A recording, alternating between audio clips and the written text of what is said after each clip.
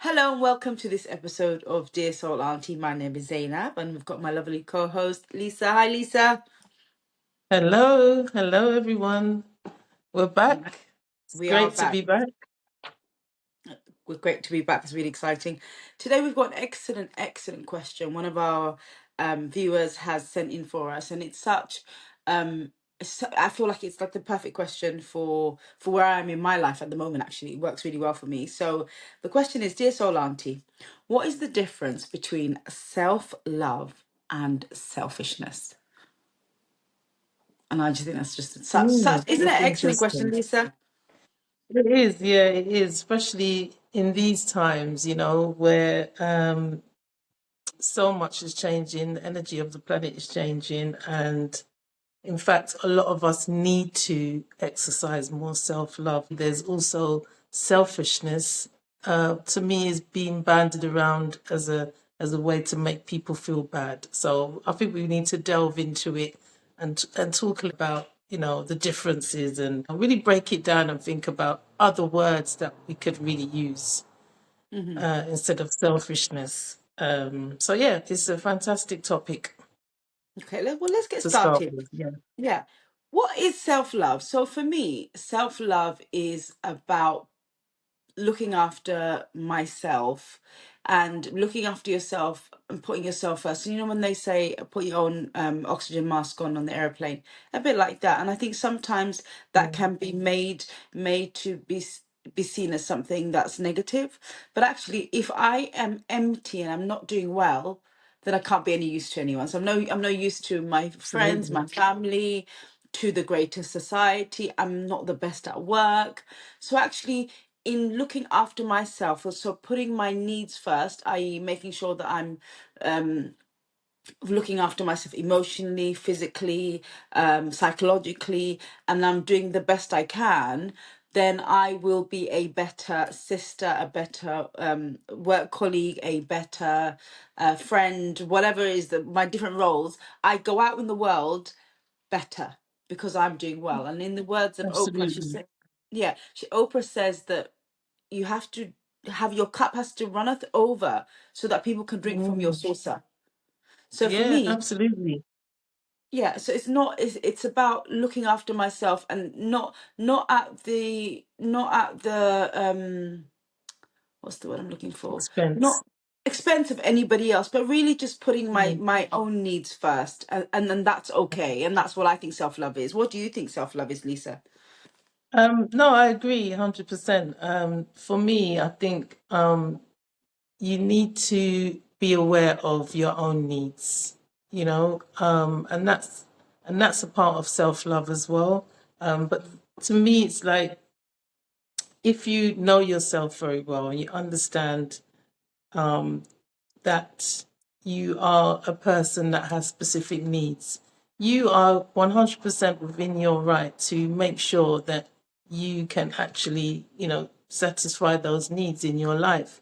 So, for example, you might be someone who needs, they get overstimulated and they need peace and quiet. They're not an introvert, but they don't do very well in crowds, for example, or in spaces where there's lots of people and things like that.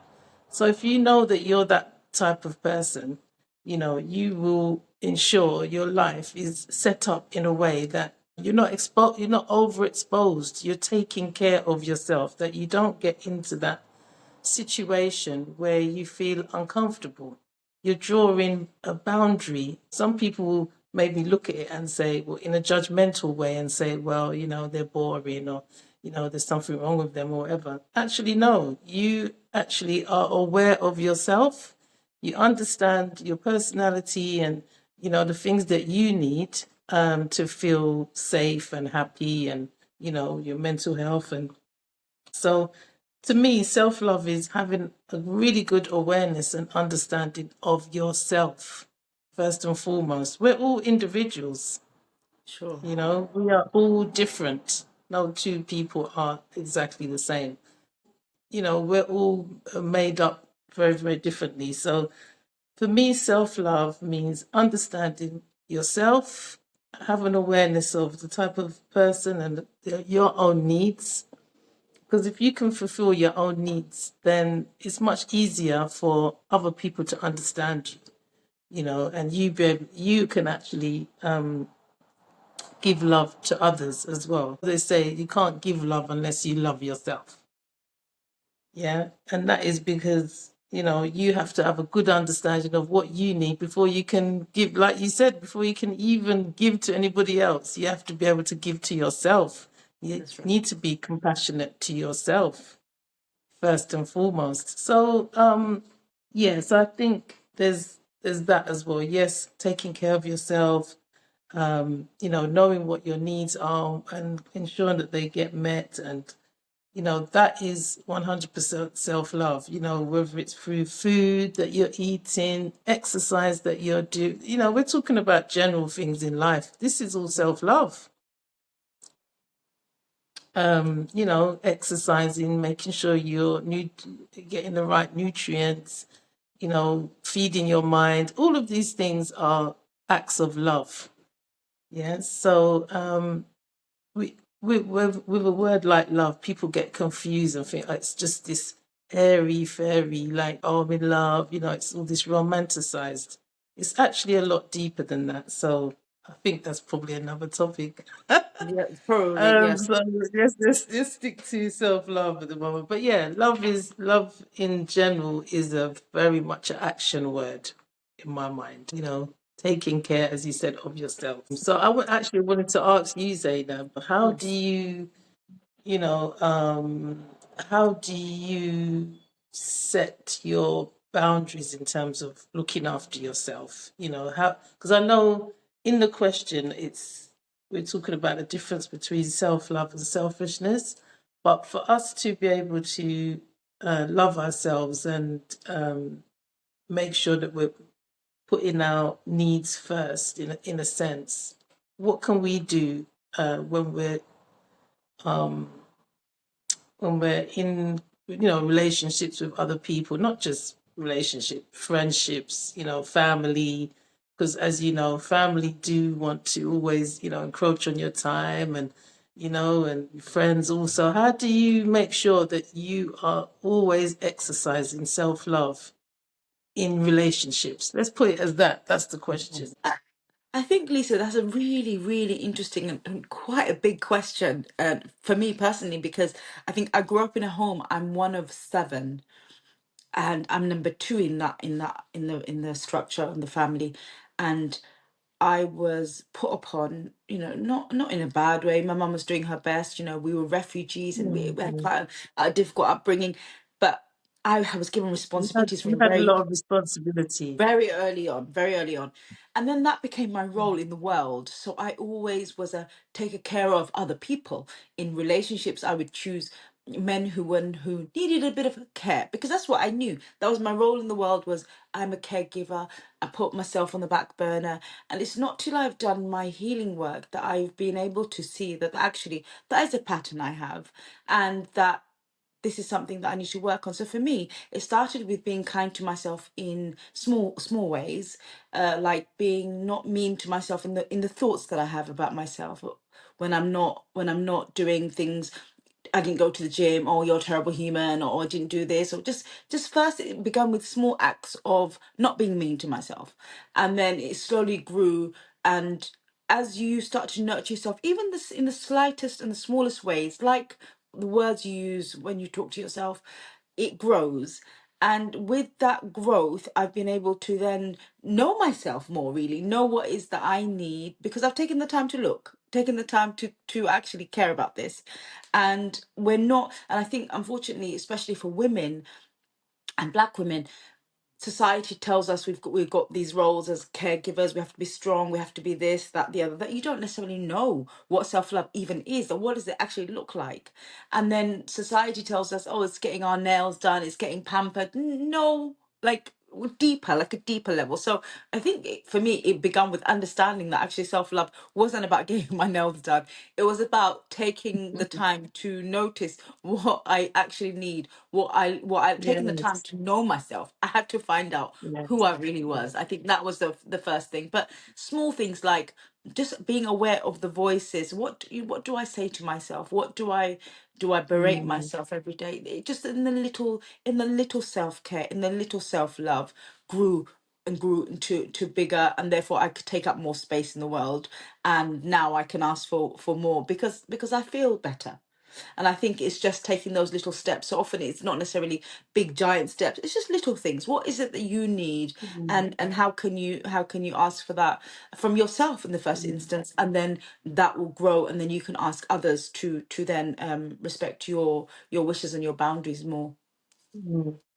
And how do you, okay, that's fantastic. But before I ask another question, that you touched on, the self-care is not just Mhm. about getting your nails done, this is about understanding who you are, what your needs are from on an emotional level, physical level, spiritual level. As I said, I talked about, the food we eat and the taking care of your body, and all of that is the real self care that we need to make sure that we are operating at at optimum level.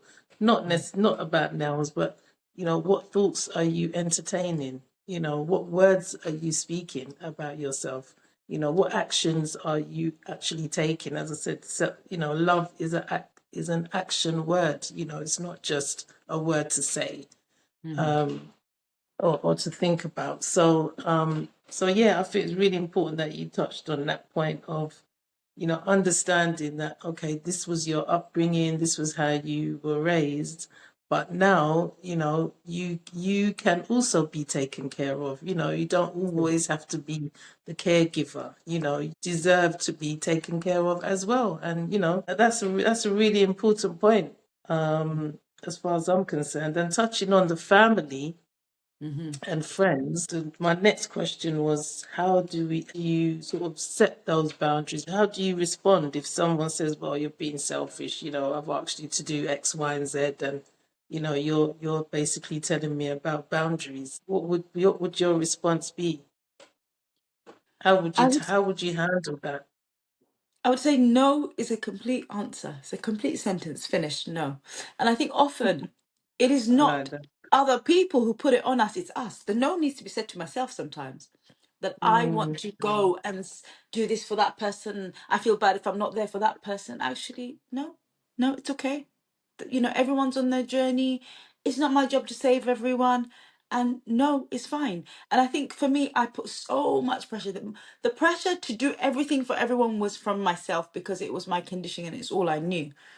It's not till I yeah, was able to, again, take a step back and be like, right, this is, like you say, Lisa, this is my upbringing, this is my conditioning. See that for what it is. That actually, if I don't want to go and help somebody on my day off, it's okay to not help somebody and it doesn't make me a bad person. And it was just yeah, yeah. separating the you are bad if you're not doing the role that you always did Mm, mm, was mm, a real blessing and just took a weight off. So now, if I don't go and help people or do whatever, and if I want to have a day of rest where I do nothing, and sometimes I don't even answer the phone. I'm like, right, today I'm having, I call it 0 day. My sisters know I'm having 0 day, which means don't even message me because I will not be answering unless it's an emergency, and it's fine. But it's taken me a long. It's been a road to get here. So it's just often let yourself off the hook, and firstly, you let yourself off the hook because we think others are making us, but actually, if somebody says, "Can you come and help me today?" and you can't say no, is it them or is it you? So you won't let yourself off the hook because often I mm, think if you mm, said, mm. "No, actually, I can't make it," they would be okay. Often it's us not letting Mm. ourselves off the hook. So first things first, Yeah, you let yourself absolutely. off the hook, and then it's completely fine to look after yourself and just going back to that self-love. But first things first, you must understand that you are only human. There's only so much you can do, there's only so many hours in the day, and that you need to fill up your cup first, and that comes from you letting yourself off the hook first. Yep, absolutely. That's fantastic. And I think if we try to break down this word, selfishness, I can't even say the word. Yeah. I think, as we as we said in the beginning, it's one of those words that people bound around to make others feel bad, Mm, in a sense. Now, we're not talking about, we're talking about people being called selfish because they are um, thinking about themselves. It's all about them. They're not considerate to anybody else. Now, that's not what we're talking about here. We're not saying that selfishness doesn't exist, because selfishness does exist. But is being selfish bad? No, I don't think it is. I actually believe that you have to put yourself first. mm, you too. You need to put yourself first, because if you don't, what happens is you end up not loving yourself. It's actually an act of non not loving yourself. It's an act of disrespecting yourself, because you've got this mindset that, oh well, if I don't, think about others, they'll see me as selfish. And Mm, this again is, us judging ourselves, not being compassionate to ourselves, and thinking about what we need as an individual rather than um, everybody else. Now, I'm not saying that selfishness to a certain degree doesn't exist, because I think it's more about being inconsiderate. If you're not considerate to others, or you don't think about others in your actions, then I think it's more about being inconsiderate than being selfish. Because selfish is, to me, means that the person has thought about themselves, which I mhm, don't think is necessarily a bad thing, depending on what, obviously what we're talking about here. Um, but at the same time, they probably have been maybe inconsiderate to others. But I think it's really very, very, very, very relative to, the circumstance. You can't just carte blanche say, right, okay, it's not selfishness, it's self-love. You can't really do that, because you have to take it in context of mm, the actual environment, or the scenario that we're actually talking about. What we're talking about is putting yourself first in certain situations, which is, for example, to do with your health, your health and your well-being, your spiritual health, your emotional health, and your physical mm, health. That's what mm. we're talking about. So in that sense, there's no such thing as selfishness, because you have to put yourself first in those, you know, under that context we're talking about. Okay. Obviously there's other contexts where, people are being hurt, people are being abused and all that kind of thing. That is not what we're talking about here. We're talking about your own physical, mental, and spiritual growth, development, and well-being. Okay, so just wanted to make that make that absolutely clear. Yes.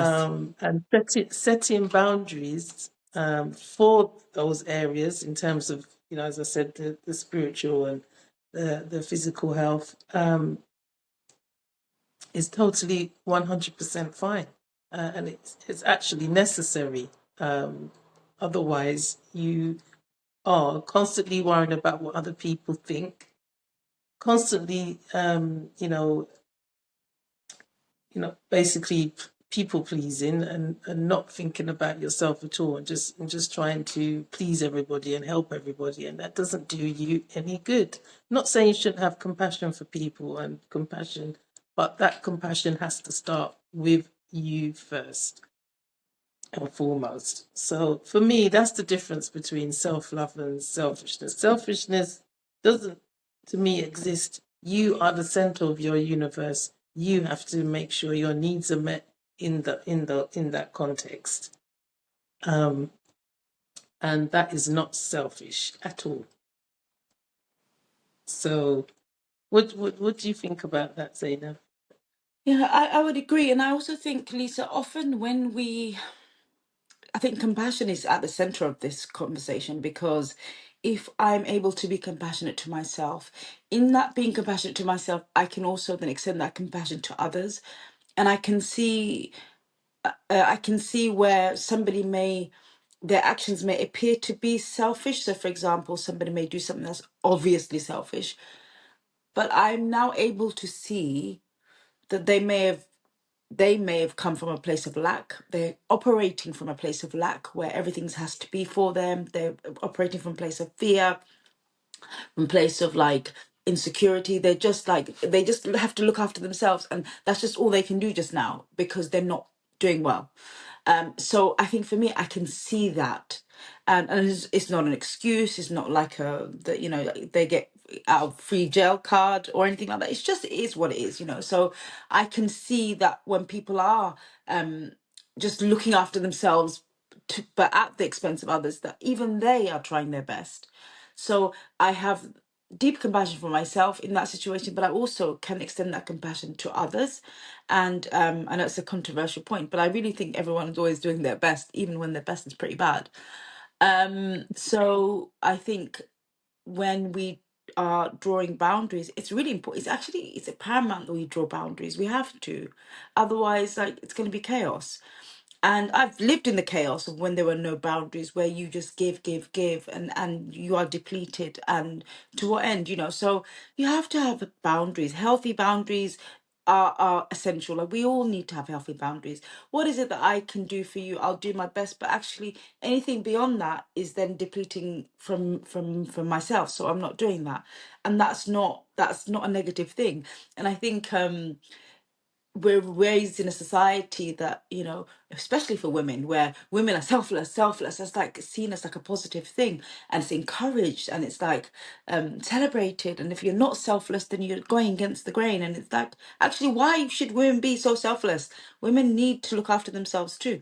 So I think it's going against like a whole agenda, or like a whole nuanced thing about women and their caregiving and giving to others. And it's like, it's quite nuanced, and I think it's quite a big topic.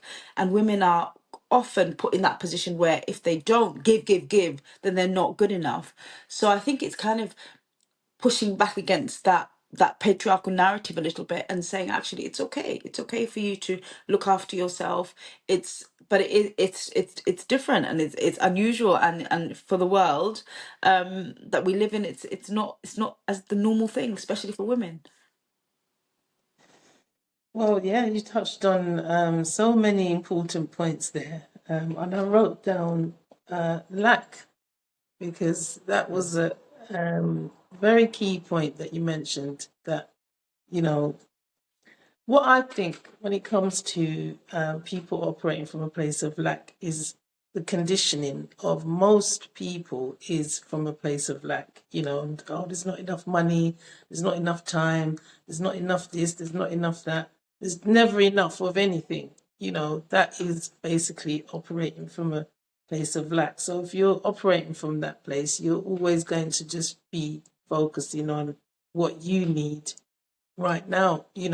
Otherwise I better get it now, otherwise, I better do it now, otherwise it won't be enough. Or, so that is like, to me, I think that is the underlying um thing that contributes to selfishness. Correct. 100%. Because people are in the world, you can see that people are just for themselves, and this is what I'm saying. I'm not talking about that level of selfishness. I'm talking about, on an individual level. Yes, you need to take care of your own needs and make sure that, you are taking care of yourself. Hmm. Okay. Then when we're talking about looking outwards now, I mean, when we're talking about our own needs, we're kind of talking about from within, what we're needing. And once we've filled ourselves up, as you say, our cup is overflowing, then you can actually start looking outwards and say, okay, what can I actually do, like, to help people? I might, to give back to the world. Um, whether it's through my work or, charity, or just generally who I am, um, doing podcasts, doing, just giving and just giving your time. That's that's fantastic, and um, that is, I think, at a level where you are taking care of yourself. You're able to maintain yourself within certain boundaries. You're not operating from a place of lack. You're operating from a place of pure abundance and love and joy, because you filled yourself up to that level. You can now give, Yes. um, whereas the majority of, unfortunately, the world is operating from a place of lack, because we are conditioned and programmed to believe that that is the case. And why is that? Why are we? I mean, people will say, "What do you mean we're programmed? We're not robots." Actually, it's all that is how programming works, isn't it? We're constantly told in the media, we're not enough. You haven't got enough money. There's rich, there's poor, there's this, there's that. There's highs and there's lows, and there's limited time. Time's going so fast. Will be there's no time for anything. So this is how we're all thinking. We're all programmed to think f and operate from a place of lack. So when you look out into the world and you see people operating to that level of selfishness, where it's all about the self. It's all about the self. It's not about the collective. Yeah, it's all about the self. That is because we've been programmed. People are just running this program. Yes. So I'm just so pleased that you brought that up, because it made me think, yeah, actually, something that is 100% true, and that is because of the programming Yeah. that's happened and taken place. You know, to think that we are not enough ourselves, and if we do think about ourselves or try to build ourselves up and give back to the world, we're being selfish, because we're actually. So, yeah, I think really that's what underlines this whole conversation, as well. So it's very key. Um, but also, I wanted to talk about us as women, not being good enough if we're not constantly giving and giving and giving. And again, it's programming. We're programmed to feel bad about ourselves.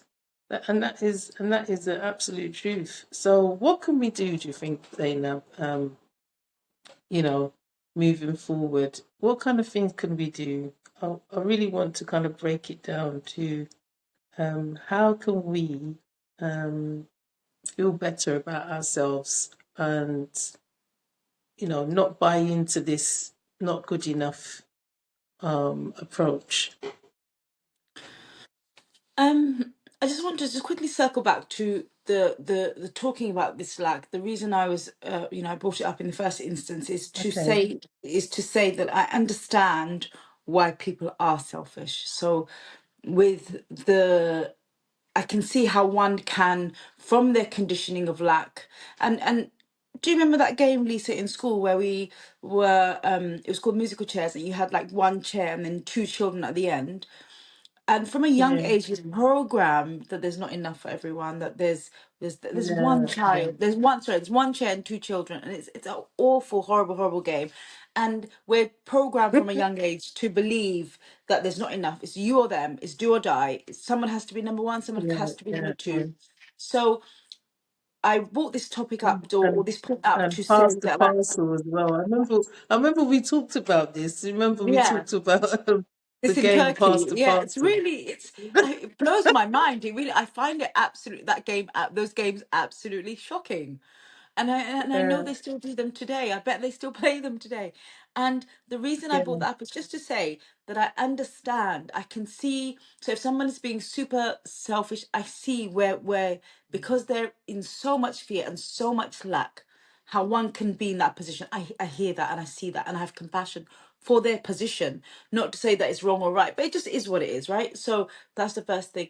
And I think the second thing your just to answer your last question, is I think everything again boils down to compassion, seeing the world for what it is, Lisa, seeing that we're conditioned in ways that are not kind, that are not loving. Because if it was, look at the state of the world. Hello, it's not kind nor loving. So actually seeing that actually we've been conditioned by a mad world, and that we need to, look inward, like start with yourself, be kind to yourself, and that kindness, a little bit of kindness to yourself will grow to more kindness, till you're very kind to yourself, and then again that radiates outwards. So I think it starts with within, it starts with yourself, it starts with what do you say to yourself every day, what words are you kind to yourself. If you're not kind to yourself, forget it about being kind to other people. Like, you must start with yourself. So I think when we, the selfish versus selfless, all those things will fall away once you are kind to yourself, because then you can see the reality, you can Mm. see you're not like berating yourself for having a day off, because you are able to be kind to yourself. That it doesn't even, Yeah, it's not even an issue. absolutely, absolutely. Yeah, it's not even Yeah. an issue anymore. So I think once you have built up your reserves of kindness towards yourself, some of these questions won't even be a question anymore. You'll be able to appreciate, so and so may need my help, but I'm exhausted and I can stay home today and not go there, and that's okay. And you won't be feeling bad about it. And I think that just comes as a byproduct of being super kind and compassionate with yourself, which then radiates outwards. Absolutely, yeah, it is. And it is, I think you're right, the understanding yourself and, being aware of who we are actually. That is key as well. Because I think once you realize who you really are, then self love becomes so much easier, and you actually understand that you are actually everything is within you. So there's no the programming of lack tends to fall away, because you realize that you are actually the infinite creation, and knowing that means that you have everything you need. All you have to do is always go back inside and connect to that, to that effervescent feeling. So that to me is also very, very key. And I think a lot of the things that we've spoken about over the last few weeks, well, on this show, the things that we discuss on this show about self-love, breath work, meditation, and those spiritual practices, shall we say, are what will bring you back to yourself, having that awareness that you actually have enough. There is completely 100% no lack. Lack is an absolute lie. There's no such thing. But we've come into this experience to to have an understanding of that, and everything has been kind of clouded. We've been told to look elsewhere, look outside rather, and we should be looking inside. And that's when, everything tends to open up. It's fantastic that we can actually break this down and provide these kind of answers. So I think we've really covered this topic very, very well. What do you think there, Zainab? Do you think we need Yeah. to add No, I anything think more? no. I think we've said enough. Actually, it's been pretty good, and I feel like we've broken that down quite nicely. And I hope that our viewers would agree and have found some inspiration and some key points, so that they can go away and start their own journey of compassion, firstly within, and to themselves, and then outward to the other people that they interact with every day. So yes, thank you so much for watching. Really appreciate you, and we'll see you again soon. Thank you. Yes, thank you very much. And don't forget to like, subscribe, share. Do join us again. Talk to your friends. Tell them about us. And yeah, we'll see you again on Dear So Auntie. Take care until then.